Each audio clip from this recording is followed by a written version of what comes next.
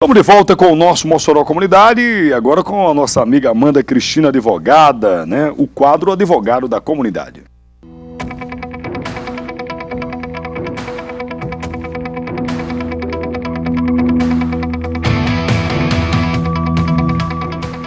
Amanda, minha amiga, tudo bem, Amanda? Boa tarde. Boa tarde, Gilson. Boa tarde a todos, né, do Mossoró, e os telespectadores aqui do programa, os fiéis, né? Isso. A gente sempre está recebendo ligações, então que vocês tenham uma boa tarde, que a gente possa acrescentar nessa tarde para vocês. A lei da palmada é o tema em voga, é o tema que é discutido em todo o país, né? Que passou agora recentemente pela Câmara Federal, inclusive a deputada Sandra Rosado, que faz parte da CCJ, Comissão de Constituição e Justiça, foi inclusive quem sugeriu o nome da lei para Menino Bernardo, né? A lei da palmada. O que vai acontecer agora, Amanda? A lei ainda vai para o Senado, depois sancionado. Depois sancionado, quer dizer que quem der uma palmada no seu filho, poderá ser punido por isso? Sim, Gilson. Esse projeto de lei que já foi aprovado na Câmara dos Deputados vem justamente acrescentar, né, na verdade, aquilo que já está no Estatuto da Criança e do Adolescente. Todavia, esse acréscimo vem justamente a coibir qualquer tipo de violência física, né, ou psicológica. O Estatuto já diz que não pode ter nenhum castigo para a criança, como a gente chama, né? Isso, justamente. Então, assim, na verdade, veio só especificar que tipos de castigos, né? No caso, não podem ser físicos, nem mesmo psicológicos, porque existem agressões psicológicas, né, no entender daqueles, né, que discutiram, né, o projeto de lei. Então, essa lei, ela vem justamente coibir qualquer tipo de violência no ambiente familiar, principalmente no ambiente familiar, né, já que as crianças, elas, culturalmente, né, elas são educadas pelos seus pais ou pelos seus ascendentes, e tendo em vista, né, uma discussão que já vem de muitos anos, há essa preocupação de coibir essas violências, né, no ambiente doméstico. E nós temos assistido, Amanda, nos últimos tempos, muitos crimes envolvendo pais, padrastos, madrastos, com crianças. Incrível, né? Crimes chocantes, bárbaros, não é isso? É verdade. Então, na verdade, existe essa tendência, né, de coibir a violência. Nós já temos aí, há algum tempo, a questão da Lei Maria da Penha, né, que discutiu a questão da violência doméstica, né, contra as mulheres no ambiente familiar, em decorrência dessa relação entre homem e mulher. E então, essa lei nova que vem justamente alterar e acrescentar ao Estatuto da Criança e Adolescente, na verdade é uma expansão também aos direitos da criança e do adolescente. É uma discussão que, inclusive, é de repercussão internacional, né, porque sabemos que a criança ela é mais frágil, ela é hipossuficiente, né, em relação ao adulto. Por isso que o Estado ele se compromete a zelar. Por isso que o Estado ele não quer, na verdade, interferir no ambiente familiar no sentido de tirar do poder, né, do pátrio poder do pai ou da mãe, no sentido de educar, mas colocar limites a essa educação, a ponto de mudar culturalmente aquilo que a gente tem visto, como você mesmo falou, uma crescente, digamos assim, violência, né, no nosso país. Então, para evitar isso, o Estado vem justamente a efetivar, a criar, né, essa lei, o que é um avanço, né, para o Estado democrático de direito. E o que vai acontecer? No caso, quem é que vai denunciar, né? Da onde vai partir a denúncia, né? Pode ser do vizinho, pode ser do irmão, pode ser você disse que o castigo ele não pode ser físico nem psicológico, então fica também proibido, ou já era proibido, a questão daquele castigo psicológico, por exemplo, de botar a criança de castigo lá num canto, sentar, isso caracteriza uma pressão psicológica, isso aí não? Ou não? Justamente, toda e qualquer ação, né, que venha a agredir, né, os direitos básicos, porque o que acontece? A criança é um ser humano e é reconhecido como cidadão, nenhum adulto gosta de ser tolhido no seu direito de ir e vir. Não é que, né? E a criança, é claro que a questão da consciência da criança está sendo formada, principalmente da criança que está tendo uma formação também de uma consciência.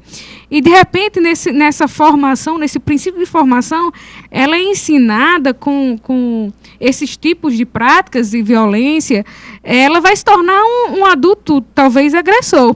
Então, para que o futuro, né, esteja garantido, o futuro do nosso país, onde, basicamente, o Estado democrático de direito, ele procura a ordem e a paz social. E isso começa no âmbito da família. Eu creio que vem justamente, Gilson, essa lei a inibir, né, essas práticas de violência. Por quê? Porque já existem estudos, né, relatos de pessoas psicológicos, de pessoas que são peritas, né, nesse estudo, de que a violência ela não gera, ela não vem gerar uma educação saudável.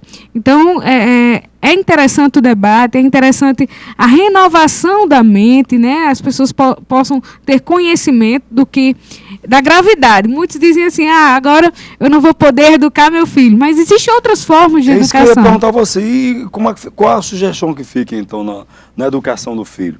Se você não pode mais, o cidadão deve estar me perguntando aí, a gente na televisão, e agora? Eu fui criado pelos meus pais de uma forma, naquele famoso castigo, me tolia de certas coisas, não é verdade? Você não vai fazer aquilo, não vai e acabou. Isso não deixa de ser uma pressão para o filho, né? Se tirar ele da televisão, você não vai ver mais televisão. É um castigo? Gilson... Botar o menino lá, sai passar um dia todo sem ver televisão aqui.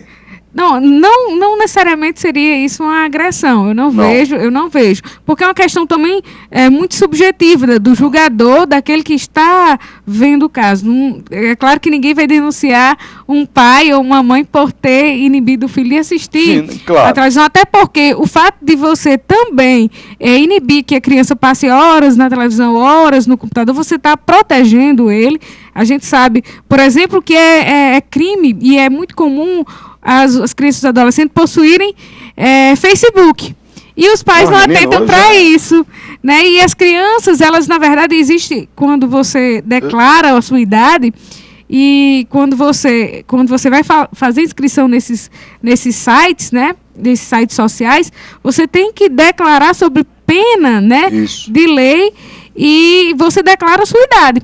Então, de repente, são crianças que estão aí, os pais, eles não estão muitas vezes fiscalizando. Então, essa lei ela não vem tirar o poder de o pai fiscalizar o filho, de o pai estar protegendo o filho. Na verdade, vem justamente para proteger a criança. Então, assim, existem alguns limites, né, desses castigos, existem alguns limites dessa intervenção do Estado. Aí, qual seria, então, a sugestão no caso da educação do filho? Como é que devem fazer os pais nesse caso? A sugestão... Como diria o ditado popular, pisando em ovos, né?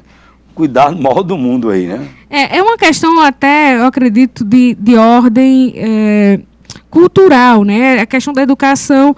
Os nossos adultos, né? Os nossos pais, nossas mães, elas têm que estar abertas também a uma nova concepção de educação. E nessa nova concepção da educação vem a questão justamente da conversa, do exemplo, né, principalmente do pai e da mãe. É claro que aquela criança que tem um exemplo de um ambiente familiar desestruturado, onde os pais se agridem mutuamente, ela não vai ter, digamos assim, um desenvolvimento normal. E com certeza ela vai ser uma pessoa ou um adulto também agressivo, seja fisicamente, seja com palavras. Então, acredito que é uma questão cultural de educação, base de educação. Essa lei vem justamente para referendar essa nova concepção de educação, e eu acredito que o governo, com certeza, vai começar a tratar isso com mais cuidado, principalmente na base, que é a educação básica, né? A família, né, as pessoas de uma maneira geral, a lei está sendo vista como uma intervenção do Estado na educação dos filhos, né? Há uma discussão muito grande com relação ao tema nesse aspecto. Claro que tem a questão de proteger a criança, de educar a criança, como eu falei no início da nossa conversa, diante do grande índice de violência contra ela. Hoje, coisas absurdas, né? Pais separados, né? A criança está com a mãe, a mãe arruma um outro companheiro, é natural, a vida segue, e aquilo depois termina trazendo consequências, não são em todos os casos, claro, em alguns casos, consequências trágicas. A criança não é filho biológico do companheiro lá e começa a ser maltratada. Aí, e termina em casos como o menino Bernardo e outros casos aí que a gente assiste aí diariamente na televisão e fica horrorizado, né, Amanda? É verdade. O índice de violência contra a criança e adolescente ainda é muito alto, Gilson, e é preocupante, porque nós estamos falando de crianças que vão ser o futuro do nosso país, né? O futuro da nação, o futuro, né, de um modo geral, do mundo, né? Então, existe uma preocupação, inclusive, é motivo de discussão pelas nações, né, a Organização das Nações Unidas, em proteger a criança. É uma discussão mundial, então não é apenas o Brasil. É claro que existe, como foi dito, algumas repercussões, alguns interesses, né, contrários, algumas pessoas que acham que o Estado está intervindo na educação da família. Você não vê assim não, Amanda? Você particularmente, como é que vê? Eu não vejo como uma intervenção do Estado, até porque o Estado ele também é interventor, até porque o mesmo Estado que intervém é o Estado que depois é cobrado pela própria família, porque essa criança se torna um adulto e muitas vezes vai se tornar, talvez, se tornar um infrator, a sociedade quer uma resposta do Estado. Então o Estado ele tem sim que intervir. É claro que existem limites para isso, mas é composto por uma bancada que representa o povo e que luta pela defesa de direitos, né? Direitos humanos. Então, eu acho interessante, sim. O projeto prevê que pais que maltratarem os filhos sejam encaminhados ao Programa Oficial de Proteção à Família e a curso de orientação. E tem também uma multa, né? E isso existem multas, né? Que se baseiam nos salários mínimos. Então, além de passar por esses cursos de orientação, vai pagar multa, sim, ao Estado. Por quê? Porque tudo isso gera um custo, né? O Estado, quando ele cria uma lei, quando ele ordena algo, vai criar um custo, vai ter um custo para isso. Na verdade, esse curso de orientação poderia ser preventivo, né? Poderia ser preventivo, não posterior ao fato, né? Então, acho que tem que haver uma orientação, inclusive de desmistificar, talvez, a interpretação dessa lei, que muitas vezes agora eu não posso dar nenhuma palmadinha, né? Então, na verdade, a agressão física, seja em qual grau for, um beliscão, ela expõe, talvez, uma fragilidade na autoridade do pai. Então, eu acredito que o pai ou a mãe, ele não quer ter a autoridade apenas no bater, né? Então, a autoridade, eu acredito que ela não é imposta, ela é uma conquista, né? Principalmente no ambiente familiar, onde existe essa abertura de relacionamento entre o pai e o filho. O que é visto, o que eu posso, de antemão, até dizer, né, algo que eu sempre observo, é que muitos dos pais, eles passam pouco tempo com seus filhos, né, devido às suas atividades, né, no sentido do trabalho, e muitas vezes não conhece as necessidades desse filho, dessa criança, e por isso, muitas vezes, não existe esse diálogo. Então, acredito que o diálogo é importante e acredito que o fruto do diálogo é melhor do que a agressão física, seja em qual grau for. Ok, obrigado, Amanda, pela explicação da lei. A lei gerou polêmica, muita discussão, mas vamos continuar debatendo esse assunto, é muito interessante, né? Ela foi aprovada pela Câmara no dia 21 de maio agora, e como nós falamos, segue para votação no Senado, e deve passar, né? Com certeza será aprovada, sim. Ok, um abraço para você, Amanda, até a próxima terça-feira. Um abraço. Vamos pro